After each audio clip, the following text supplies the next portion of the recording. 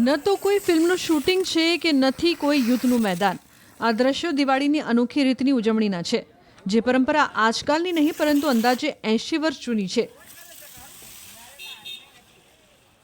દિવાળી આવે એટલે સાવરકુંડલા અચૂક યાદ આવે જ.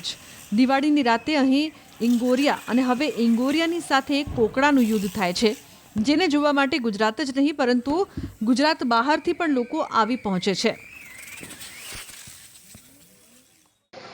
ને અહીંયા પેલા અમે 10 વર્ષ હવે કોકડા થી ચાલુ કર્યું છે, ઇંગોરિયા થી રમવાનું બંધ થઈ ગયું છે.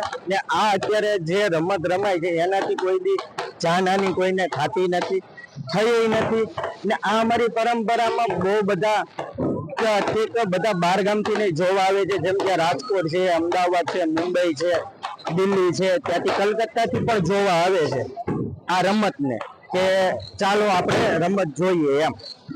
અને આ છે ને આગ સાથે એક રમવાની છે ને અલગ જ એક આનંદ છે, આગ સાથે આખું ખેલવાનું.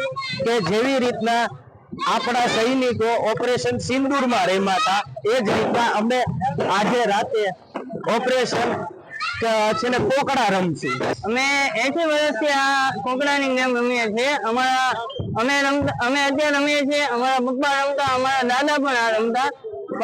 આમાં આવું નિર્દોષ ગેમ છે અને અમે એટલા ઉત્સાહથી રમીએ છીએ, અમને બહુ મજા આવે છે. અને આમાં જાનહાની કોઈ પણ જાતની થતી નથી. સાવરકુંડલામાં દાયકાઓથી ઇંગોરિયાની રમત રમાતી હતી, પરંતુ ધીમે ધીમે ઇંગોરિયાનું સ્થાન કોકડાએ લીધું છે, જેમાં સ્થાનિક યુવકો ઇંગોરિયા અને કોકડા એકબીજા પર ફેંકે છે.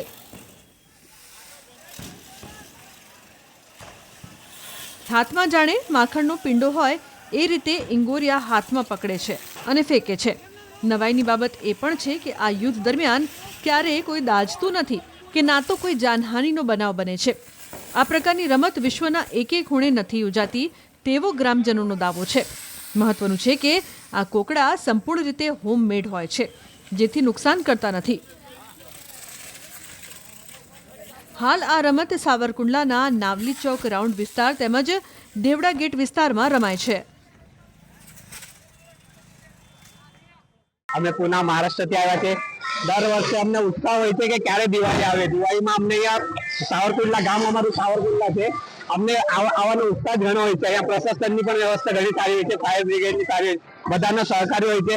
અને આ જોવાનો એક ઉત્સાહ જ અલગ હોય છે. અહીંયા સાવરકુંડલામાં આવવાનો એક ઉત્સાહ જ અમારે બહુ ગમે છે. અમને આવું બીક છે ને, આમાં આ તો રમત છે એકદમ.